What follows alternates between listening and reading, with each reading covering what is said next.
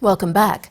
Settlers living in the Maratha Ridge settlement in Port Moresby are crying foul over an eviction notice issued by police.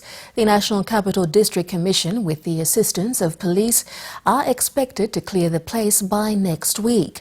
This is to pave way for major road construction. Maivo Lafanama reports. These people have settled in this hill known by the Koyari landowners as Rokutaware for over 20 years. It's in the Maratha suburb of Port Moresby. It's claimed to be a customary land area, and for years the landowners and the settlement community have fought legal battles with the University of Papua New Guinea over the land. What's of concern to these settlers is an eviction notice given a week ago. All system block court, me play time, but still police come yet. Police come yet. All come long way, me blow us away. Me blow go along NCDC and Central Police Commissioner, give me a pass. Still all these policemen come today. I say now, all still come away.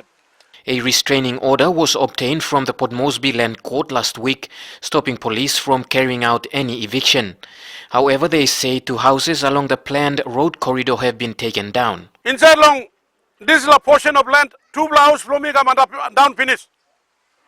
All policemen play you, only son of him will walk our land blow me lo tamblona, all rouse him two blouse. Long gunpoint.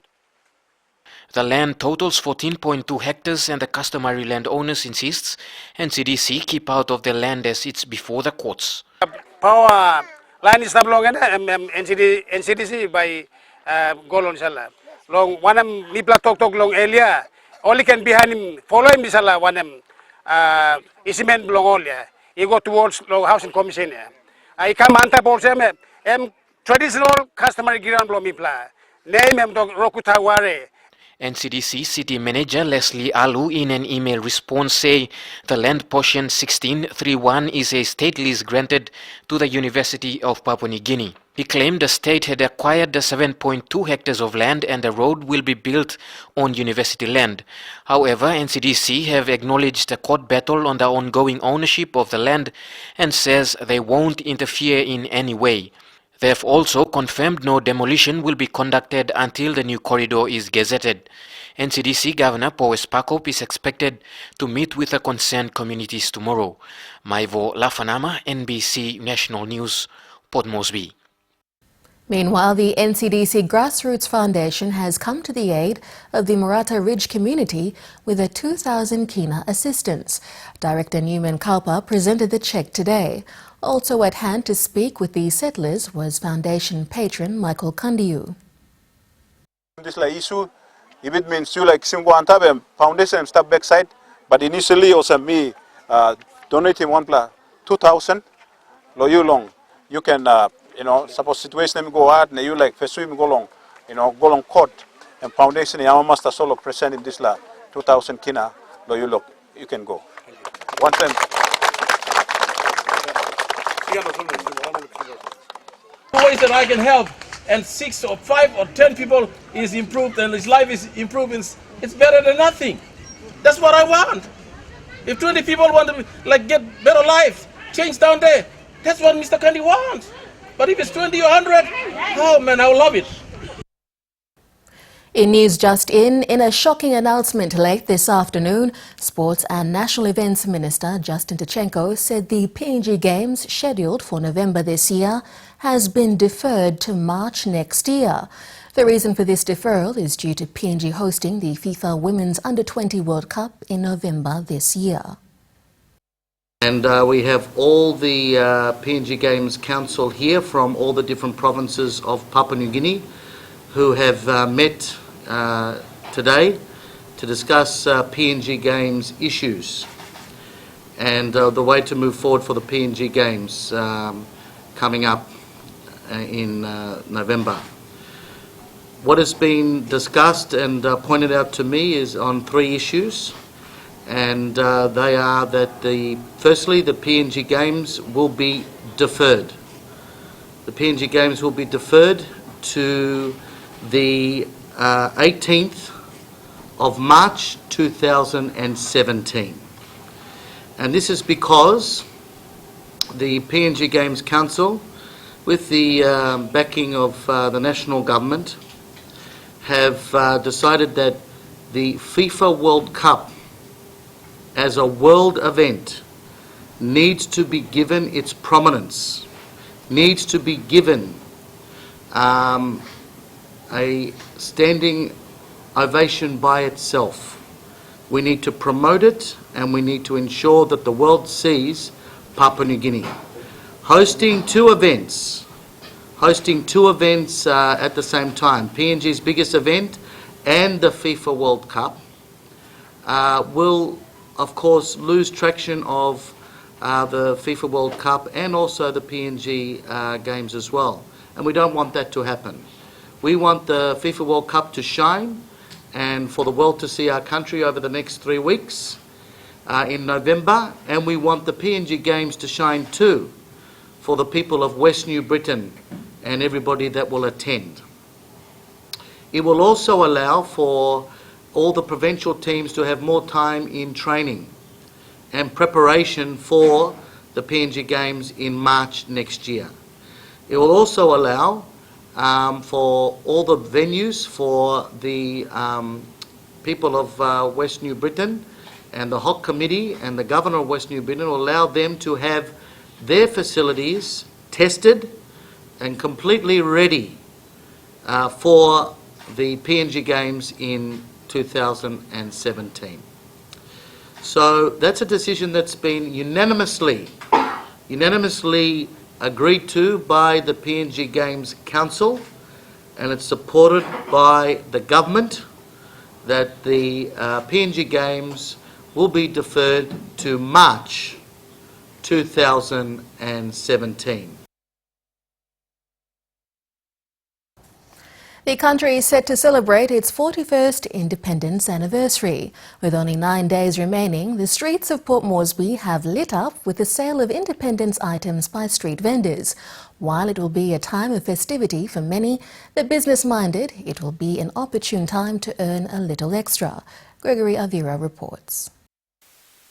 Whether sold on the move or along fences, the sale of independence merchandise is becoming a common sight leading up to independence in recent years.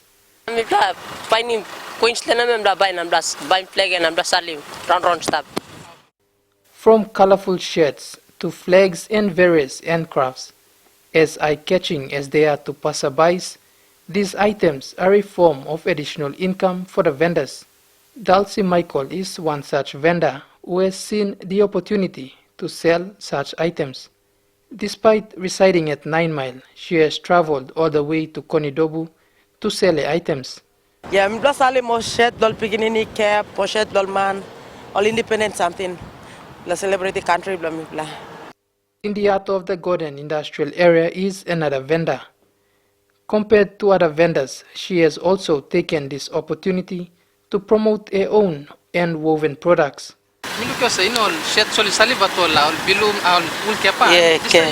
Yeah, meat making. So With independence 9 days away, the National Capital District Commission, as part of its independence celebration plans for the city, will stage a street festival. This will provide a great opportunity for such vendors, including other local small to medium businesses, to promote and sell their products. Gregory Avira, NBC National News, Port Moresby. Dalo MP Ron Ganarafo has come to the aid of tertiary students in his electorate with 1.4 million kina for their tuition fees this year. During the launch of tertiary student school fees subsidy, Ganarafo presented cheques to representatives of 3 Goroka-based tertiary institutions.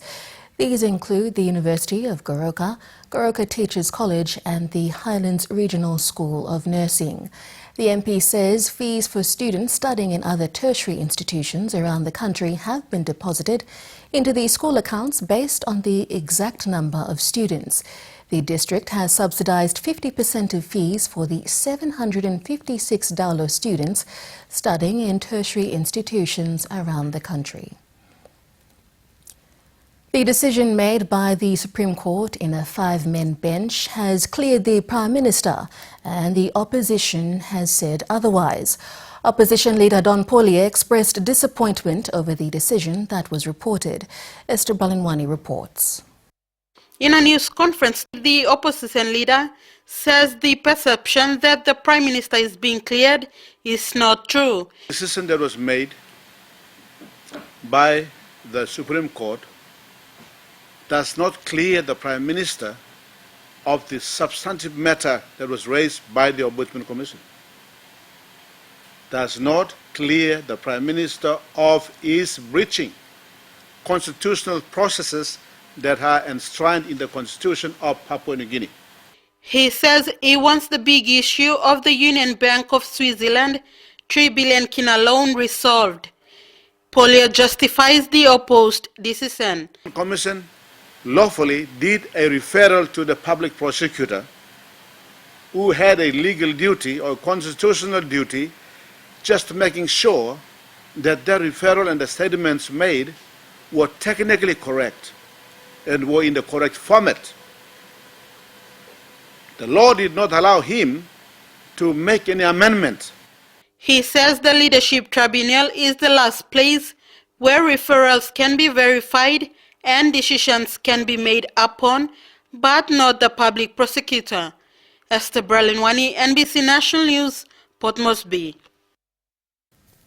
The opposition has also commended the government on advising the Bank of Papua New Guinea to extend the exchange of paper notes. According to Deputy Opposition Leader Sam Basil, people in the rural communities and across provinces have not received this notice through lack of communication. Prime Minister Peter O'Neill said some form of an extension period will be made after Mr. Basil raised its issue on the floor of Parliament last month. The Governor of the Bank of PNG has announced to extend the time frame until December this year. On the floor of Parliament to the Prime Minister to ask him to allow the changeable notes, the paper notes, to be changed back into polymer notes. So I think the Prime Minister gave the word on the floor of Parliament, and the Central Bank Governor has published the notice saying that all the paper notes should be returned back, and they've given the deadline 31st of December this year. Now this is good. I think all the members of Parliament and everybody that works in town and are communicating with the rural people, they must now communicate and bring those money back into the banking system to be refunded. A report released during the International Union of Conservation and Nature Congress has revealed that 8 in 10 key biodiversity areas worldwide lack complete protection. Less than 20% of countries have met their commitments to assess the management of their protected areas, raising questions about the quality and effectiveness of existing conservation measures. Currently, less than 20% of the world's key biodiversity areas are completely covered by protected areas. Meanwhile, 14.7% of the Earth's land and 10% of its territorial waters are under protection. The remaining percentage should be included, and the world will be on track to meet a major global conservation target. Kevin Dayonga with this report from Honolulu. Monitoring of these sites will enable detection of potential threats and identification of appropriate conservation actions. For those in the Pacific region, there is no exception. They too will benefit from this partnership. The partnership will advise national governments in expanding their protected areas network and will work with private companies to ensure they minimize and mitigate the impact on nature. Executive Secretary of the Convention of Biological Diversity, Brolia Ferreira de Souza Diaz, says this is a vitally important initiative for our planet's biodiversity. She says this partnership will enhance global conservation efforts by highlighting internationally important sites in need of urgent conservation action. The International Union of Conservation of Nature has engaged with hundreds of experts and decision makers to develop a global standard for the identification of key biodiversity areas. Inga Anderson, Director General of IUCN, added that our planet is at the crossroads and we need to make urgent action if we want to secure its ability to support us. The key biodiversity areas will contribute to the achievement of Sustainable Development Goal 14 on the conservation and sustainable use of oceans and Goal 15 to manage forests, combat desertification, and halt land degradation. To date, more than 18,000 global and regional key biodiversity areas have been identified and mapped. Kevin Dayonga, NBC National News, Honolulu, Hawaii. Stay with us on NBC National News.